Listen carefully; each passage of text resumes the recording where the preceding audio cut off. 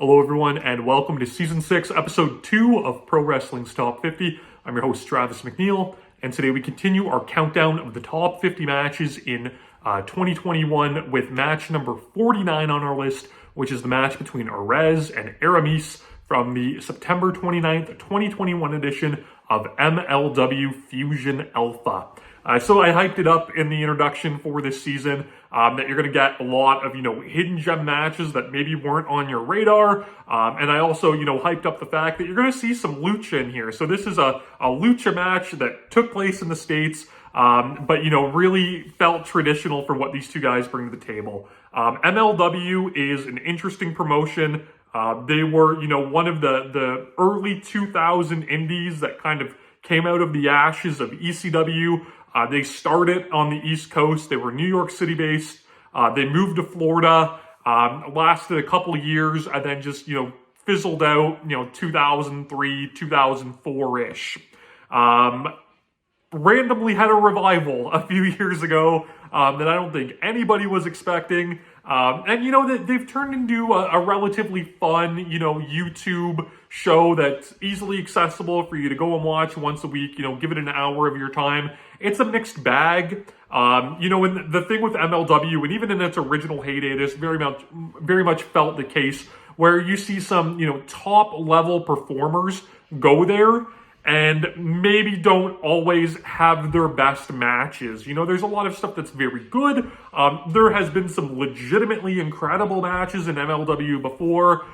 Timothy Thatcher and Low Key from a couple of years ago is amazing. If you haven't seen that match, it is phenomenal. One of the best matches that year, which I believe it was 2019 that one happened. If you go back to the original MLW, some really cool matches that they did. There's one where the SAT and who teamed with them?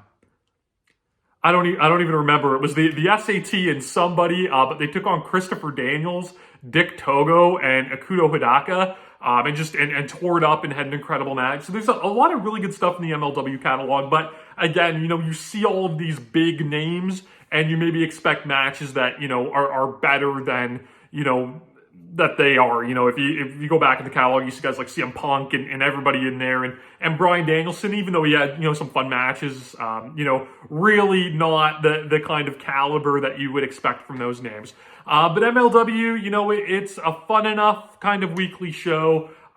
They started running out of the ECW arena. They've always kind of went for that ECW, style vibe. But what they did is they did this reboot of Lucha Underground. So they have Lucha Azteca that's currently going on. I'm going to be honest, I haven't been super into it. I was a huge Lucha Underground fan, as evident by me doing an entire season on Lucha Underground. But one thing that they did that was very cool is they capitalized on the luchadors. So Arez and Aramis are two incredibly talented wrestlers that have been grinding away, in the lucha indies and on the lower cards and AAA for quite some time. They both exploded into the U.S. indie scene in 2021. GCW brought them in for WrestleMania weekend. They had a singles match against each other at the Acid Cup that was phenomenal. And then from there, every lucha match that GCW puts on continues to steal the show over and over and over again. And these guys are a big reason as to why. They've turned up in AAW out of Illinois. They're popping up all over the place, and for good reason. And as great as both of these guys are, they are maybe no better than when they are against each other. And this match, it feels so cool to me. I've been a wrestling fan for a very long time. I love ECW. Again, go through my channel. You can see my season where I break down the top 50 matches in ECW history. So this match gave me these vibes, and I know the ECW arena now, the 2300 arena, whatever it is that they call it right now, it definitely isn't, the ECW arena that we know and love from the 90s. It's not even the new Alhambra arena that we know and love from the early to mid 2000s when CZW would run there. But it's still, this nostalgic, cool venue. I'm in my basement and I'm looking up and I have a replica of the original, the theme room bingo hall sign that was outside the ECW arena. So I love ECW. 1995, Gangster's Paradise. Rey Mysterio and Psychosis showed up as complete unknowns, set the wrestling world on fire, and changed the game completely. That match they had, really led to the cruiserweight division in WCW heating up, where they brought in and they poached all the luchadors. And this match, it's the ECW arena in 2021, and I'm not, I got to be careful with my comparisons because, you can't compare this match, at its core to, being as influential as Rey and Psychosis was, but it gives me this strong kind of nostalgic feeling where these two guys come in, relative unknowns to the MLW offense or audience. Yes, they've been in GCW and whatnot, like I mentioned, but they come out, they don't get a big reaction. The crowd doesn't really seem to know who they are. And just through sheer force of will and their amazing chemistry that they have together, they get a standing ovation by the end of the match. And it is beautiful to see. I compared it to Rey and Psychosis on Twitter, and it was funny because I looked this match up on Cage Match before doing this video, just so I could get the original taping date that this match happened. MLW, obviously, they taped their content and showed it on YouTube.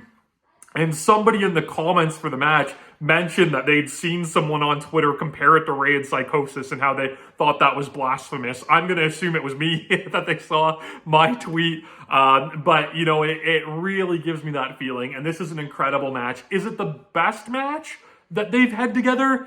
Maybe not. But it's so accessible. It's available for free on YouTube. Like I said, it has this, awesome atmosphere of even just being in the ECW arena, them going from unknowns to completely getting the crowd on their side and going out there and killing it. Their opening mat work that they do in this match is amazing and some of the best that I've seen them do with each other. They have big time spots. Everything hits perfectly. And, I'll say that with these guys and a lot of these young, ambitious luchadors in general, they go for the craziest stuff possible. Their minds, their imaginations are limitless, but it doesn't always work out great. And for me, I am very much willing to let that stuff slide, in the name of creativity and innovation. I, grew up in my indie fandom with the SATs and Rick Blade, so I'm used to, guys trying cool shit that doesn't work out.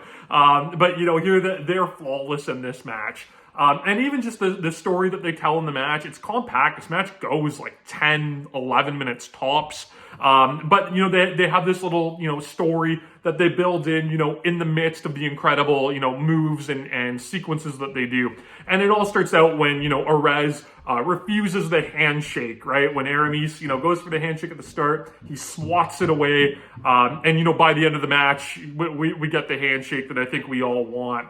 Like I said, the counter wrestling at the start of this match is just impeccable. It is so unique. Arez is maybe the most creative professional wrestler I've ever seen. And yes, he does great dives and great innovative maneuvers, but his lucha mat work it's so incredible because he does so much weird stuff. And, his gimmick he's the king of strange style, right? Which sounds a little hokey, but it really rings true. So they do all of this counter stuff at the start. They work in and out of a full Nelson. And Arez, he kind of weaves his body in between the ropes and goes in and out of the ring to try to use the leverage of the ropes and confuse his opponent and get the advantage. And it's so cool and it's so compelling to watch. This dude is quite possibly my wrestler of 2021. He can do it all. We're not done talking about Arez. I promise you that. So, remember the name. And if you're unfamiliar, watch this match on YouTube. It's free. It's 11 minutes long and get yourself familiar with both of these guys. He does just this small little maneuver in the early goings that's so cool where he does a schoolboy roll up, but instead of rolling the guy backward, he rolls him the other way, and that's really hard to explain, but both guys are kind of lying on the mat, and he makes the guy kind of roll forward and almost do like a somersault instead to get in this schoolboy, and it's just so different, and it's so freaking cool, and I love wrestlers that bust out new stuff all of the time, and that really much, really is Arez in a nutshell, that every time I see him, I get this new little glimpse of something cool and different, and he's always keeping it fresh. They do this amazing match sequence at the beginning, and it leads to both guys going for an arm drag and kind of hitting this stalemate where they're both kind of bridged, trying, fighting over the arm drag. And that leads to, the offense just exploding in this match. They do this crazy, intricate, arm drag reversal sequence where they're on the ring apron and they counter all the way back into the ring and then through the ropes on the opposite ring apron, which is just super neat. And Arez ends up hitting, a moonsault off the second turnbuckle, out to the floor, which was cool. The match gets a little chippy. They kind of go to the strikes and the dragon kicks and things like that. And Arez, he counters, an Aramis lariat like Will Ospreay does, where he kind of backflips over the lariat, and he turns it into a buckle bomb, but he hits Aramis high on the turnbuckle, so Aramis actually bumps over the turnbuckle to the floor, which was wild and really cool to watch. Aramis brings it in this match too. I know I heavily put over Arez, but this dude is not just along for the ride. He spotlights himself so well, and he is just as good. And again, he does cool things too that you're not seeing everywhere. So there's a point where he goes for a satellite head scissors and he goes, around the world twice with it. But rather than hit the head scissors, he doesn't take a bump and he lands on his feet. And it's just enough to make his opponent dizzy and kind of confuse him. And then he drills him with a half Nelson suplex and then just hits one of the smoothest, bullet topes. El Hijo del Fantasma, eat your heart out, just hits this beautiful tope headbutt, just like a missile out to the floor, which was great. And then he goes up to the top again for another dive. And I've seen Arez do this in other matches before as well, where he kind of just walks away. He's like, I'm not getting hit with the dive. And I love that because how often do we see in wrestling where guys just stand around waiting to catch the dive? But what they do here is so cool, whereas Arez starts to walk away, he's way too far for Aramis to hit his, dive. So Aramis walks the top rope like a tightrope to match up with where Arez is, and then hits, a somersault plancha, which was just super, super cool. And then he follows that up with another amazing maneuver where he hits a 450 splash, but he does it where he's, facing back toward the ring like he would, for a moonsault. And then he does a jump and turns around before hitting the 450. So almost, the Marrow salt, right? Mark Marrow, Johnny B. Bad, he would do this turnaround moonsault. Kevin Owens has busted it out in the WWE before, if you're maybe more familiar with that. But it's this turnaround moonsault, and he does this, but does the turnaround the opposite way into a 450 splash. It was so cool. I don't believe I've ever seen that. It was only good for a 2, so the match keeps going. They get some big near falls, in the last couple minutes. Aramis counters a crossbody, with a moonsault kind of fall away slam thing like Trevor Lee does, and hits a big Liger bomb for 2. Arez, again, he's so innovative. He hits Matt Seidel's Here It Is driver, but he does it with a leg hook. So rather than grab the pump handle, he kind of bends the guy's leg back and hooks him under the foot for it. It's just different and it's really cool. And then he hits a tilt-a-whirl into a double knee backbreaker, Roderick Strong looking thing. And that's only good for 2.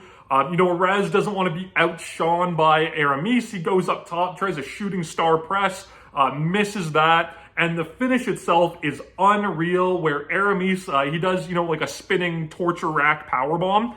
But he goes so fast and so many rotations on it. It's enough to make your head spin. He hits that. That's enough for the 3. Like I said, they get a big ovation. We get a great little post-match where they, pay off the handshake at the start that didn't happen. They hug, the crowd's chanting Lucha and all this fun stuff. And these guys really made a great first impression to this audience that was unfamiliar with them. A great taste, of just the tip of the iceberg for what these guys were able to produce in the past year, and I'm sure they will continue to do throughout 2022. Arez was already part of an amazing Lucha Trios match at the Hammerstein Ballroom for GCW, so I can't wait to see what these guys continue to do. I love this match. It's so much fun. It's so easy to digest.